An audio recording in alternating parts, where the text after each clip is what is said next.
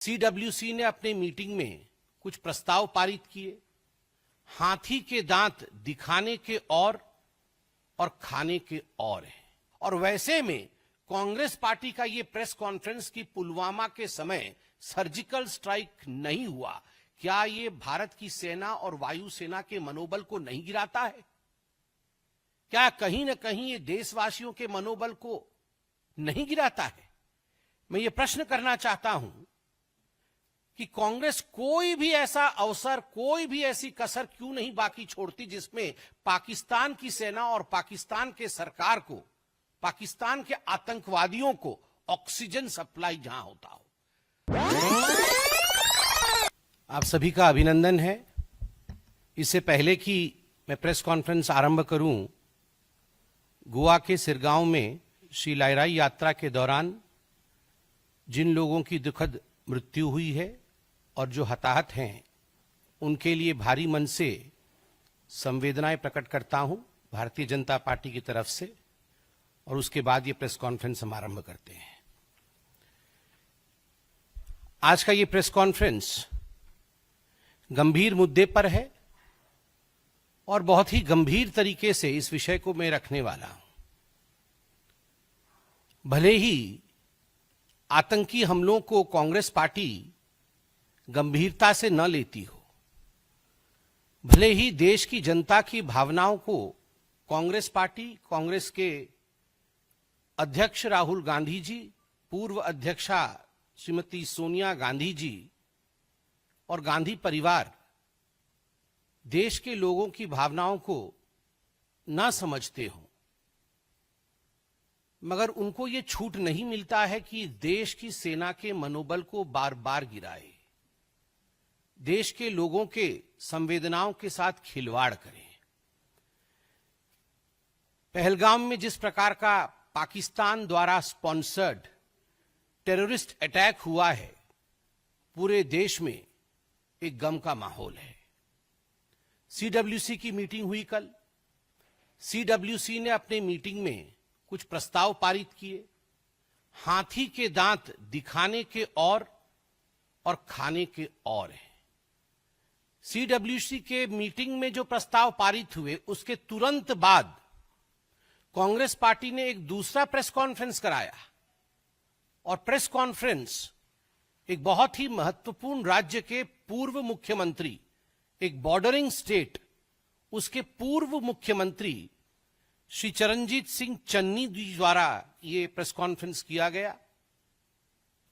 और आप सोच के देखिए, स्ट्रैटेजिकली ये कांग्रेस का प्लान्ड विजन है कि ये प्रेस कॉन्फ्रेंस भी सीडब्ल्यूसी के मीटिंग के पश्चात एक तरफ खड़गे जी कुछ बोलेंगे एक रिजोल्यूशन के बारे में, और दूसरी तरफ बॉर्डरिंग स्टेट के पूर्व मुख्यमंत्री, वर्तमान के सांसद और उनके एक बहुत बड़े नेता चन्नी साहब पैरेलल प्रेस कॉन्फ्रेंस करेंगे, और पैरेलल प्रेस कॉन्फ्रेंस करके कहेंगे कि 2019 में पुलवामा के समय भारत की सेना ने, भारत की वायुसेना ने जो सर्जिकल स्ट्राइक पाकिस्तान के ऊपर किया था, वो गलत था, वो हुआ ही नहीं था।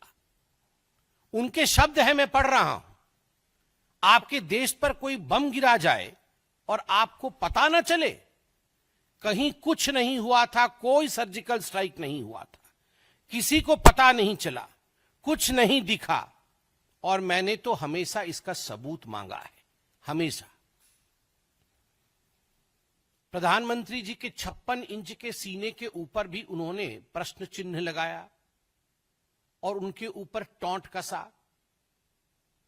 आप बताइए, 2019 के सर्जिकल स्ट्राइक को लेकर पाकिस्तान में खलबली मची।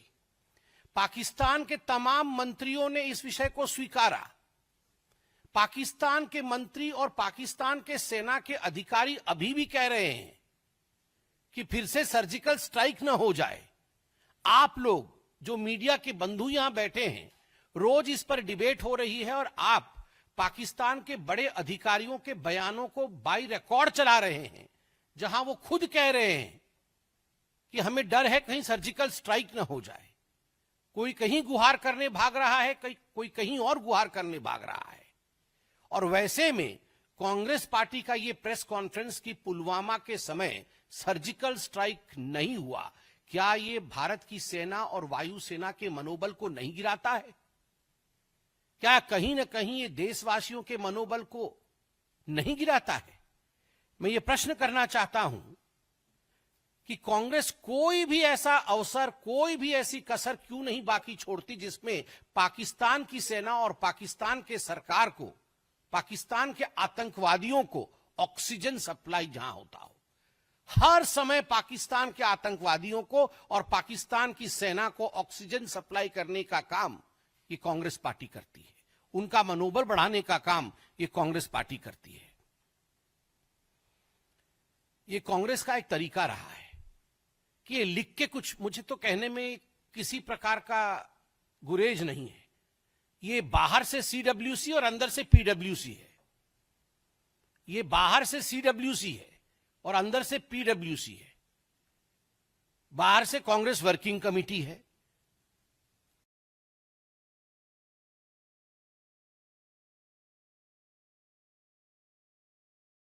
और अंदर से देखा जाए तो पाकिस्तान वर्किंग कमेटी है।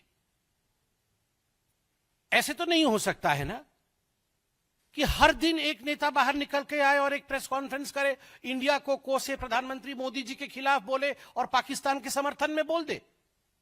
It is more than a coincidence. ये एक बार हो सकता है, 2 बार हो सकता है, चलो 3 बार हो सकता है, मगर जब से आतंकी हमला हुआ है 22 तारीख से, हर दिन मैं फहरिस्त गिनाऊंगा तो फहरिस्त लंबी है और आप जानते भी हैं, मगर फिर भी सैफुद्दीन सोज जो इनके मंत्री रह चुके हैं, बड़े नेता है कांग्रेस पार्टी के, कश्मीर से ही हैं, खुद निकलकर कहते हैं कि हमें बात मान लेनी चाहिए पाकिस्तान की कि आतंकवाद की गतिविधि में पाकिस्तान का कोई हाथ नहीं है, हमें पानी बंद नहीं करना चाहिए पाकिस्तान का। सैफुद्दीन सोज का यह बयान है। सिद्धरमैया जी, रोना धोना शुरू हो गया सिद्धरमैया जी का डे 1 से कि युद्ध नहीं होना चाहिए, युद्ध अच्छी बात नहीं है, पाकिस्तान को छोड़ देना चाहिए। क्यों छोड़ देना चाहिए जी? उसके बाद आरबी तिम्मापुर जो मंत्री हैं कर्नाटक में, उनका कहना है कि नहीं, सरकार झूठ बोल रही है। ये जो आतंकी आए थे, इन्होंने कोई धर्म नहीं पूछा, किसी से मजहब नहीं पूछी और ऐसे ही गोली चला दी। और जो टूरिस्ट ऐसा कह रहे हैं कि मजहब पूछ करके मारा है, उनका कहीं ना कहीं मेंटल फॉगिंग हुआ है। ये आरबी तिम्मापुर का बयान है। बीके हरिप्रसाद, मंत्री कर्नाटक, बड़े नेता कांग्रेस पार्टी के, वो कहते हैं आपके लिए, भारतीय जनता पार्टी के लिए पाकिस्तान दुश्मन राष्ट्र होगा, एनिमी कंट्री होगी, हमारे लिए तो पाकिस्तान नेबरिंग कंट्री है। मुझे तो आदरणीय हेमंत बिस्वा शर्मा जी की बात याद आ गई। अभी कुछ दिन पहले मैं देख रहा था, हेमंत बिस्वा शर्मा जी ने अपने एक इंटरव्यू में कहा कि एक बहुत बड़ा नेता है कांग्रेस पार्टी का, जो अटारी बॉर्डर से क्रॉस करके 15 दिन तक पाकिस्तान में रहे, बिना किसी को बता करके चले गए पाकिस्तान, और 15 दिन तक पाकिस्तान में रहे। मैंने हेमंत जी का वो इंटरव्यू सुना कि कहीं फ्लाइट से जाना पड़े, एयरपोर्ट से जाना पड़े तो पकड़ में आ जाएंगे, इसलिए चोरी चोरी चुपके चुपके अटारी बॉर्डर क्रॉस करके कांग्रेस का एक कद्दावर नेता 15 दिन तक इस्लामाबाद में रहता है। और माननीय हेमंत जी ने जो कहा कि उनके बच्चे भी भारत के नागरिक नहीं हैं, ये तो बड़ा ही गंभीर विषय है। तो ये क्या मामला है? तो बीके हरिप्रसाद कहते हैं हमारे लिए तो बड़ा प्यारा नेबरिंग कंट्री है, ये पाकिस्तान जो है एनिमी कंट्री होगी बीजेपी की। हाँ, आपके सांसद 15 दिन रहते हैं, आपके बच्चे यहां के सिटीजन ही नहीं है, तो आपके लिए तो नेबरिंग कंट्री होगा ही वो बड़ा प्यारा। रॉबर्ट वाड्रा जी तो सबसे पहले आतंकी हमला होते ही रॉबर्ट वाड्रा निकल आए थे हिंदुत्व को कोसने के लिए, और ये हिंदुओं के लिए ही हुआ, क्योंकि मुसलमान को परेशान करता है हिंदुत्व की ताकत, इसलिए ये रिटेलिएशन हुआ। विजय वाडेत्तिवार जो कांग्रेस के एमएलए हैं, उन्होंने कहा टेररिस्ट ने कोई धर्म नहीं पूछा, टेररिस्टों के पास इतना समय भी नहीं है धर्म इत्यादि पूछने का, तो ये गलत बात है। सोचिए, टेररिस्ट के पास समय है नहीं है, क्या किया क्या नहीं किया, ये बेचारे जो पर्यटक मारे गए उनसे अधिक ये विजय जी जानते थे कांग्रेस के। मणिशंकर अय्यर ने कहा the Pahalgam attack is a manifestation of the unresolved questions of partition. Partition के समय जो अनरिजॉल्व्ड क्वेश्चंस थे उसका ये मैनिफेस्टेशन है, जस्टिफाई कर दिया। और एक मैं बहुत विशेष टिप्पणी कांग्रेस पार्टी के मंत्री हैं हिमाचल प्रदेश में, नाम है चौधरी चंद्र कुमार, ये कृषि एवं पशुपालन मंत्री है। उनके बयान को मैं पढ़ रहा हूं। इस वक्त पूरा विश्व हम पर थूक रहा है, हम पर मतलब हिंदुस्तान पर, इस वक्त पूरा विश्व हम पर थूक रहा है कि हमारे देश में कैसी सुरक्षा व्यवस्था है। पानी और बिजली रोककर किसी से बदला थोड़ी लिया जाता है। जब सरकार इन आतंकवादियों का खात्मा नहीं कर पा रही है तो अंत में पड़ोसी देशों पर थोप दिया जा रहा है कि उन्होंने फैलाया है। दहशतगर्दी तो पाकिस्तान में भी है, अफगानिस्तान में भी है, कनाडा में भी है, अमेरिका में भी है। किसी का पानी और बिजली रोक देने से बदला नहीं होता है, ये इंटरनेशनल एग्रीमेंट है। टेबल पर बैठकर पॉलिटिकल सॉल्यूशन ढूंढना पड़ेगा, गोली बंदूक से कोई हल नहीं होता। 28 अप्रैल को चौधरी इंद्र कुमार, मंत्री हिमाचल प्रदेश, वो बोल रहे पूरी दुनिया हिंदुस्तान पे थूक रहा है और दहशतगर्दी तो बेचारे वो तो पाकिस्तान भी भुगत रहा है, उनका दोष थोड़ी है। ये तो हम अपने आप को बचाने के लिए पाकिस्तान के ऊपर दोष मढ़ रहे हैं, दोष थोप रहे हैं। आप सोचिए, मैं इनको पीडब्ल्यूसी क्यों ना कहूं।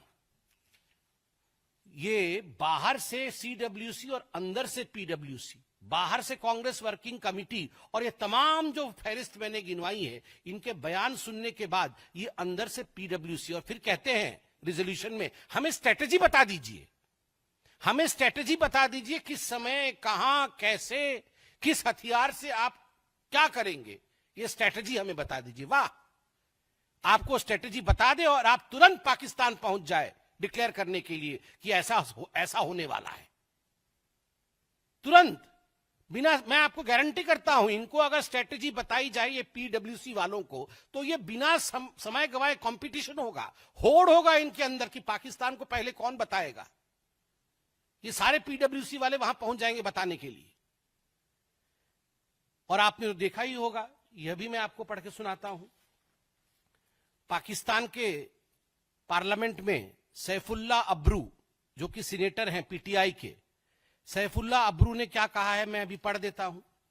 सैफुल्ला अब्रू ने कहा कि अखिलेश यादव की समाजवादी पार्टी और आम आदमी पार्टी का जिक्र उसमें किया है और कहा है कि पूरी इंडिया की ऑपोजिशन पहलगाम हमले की मजम्मत, मतलब बुराई कर रही है।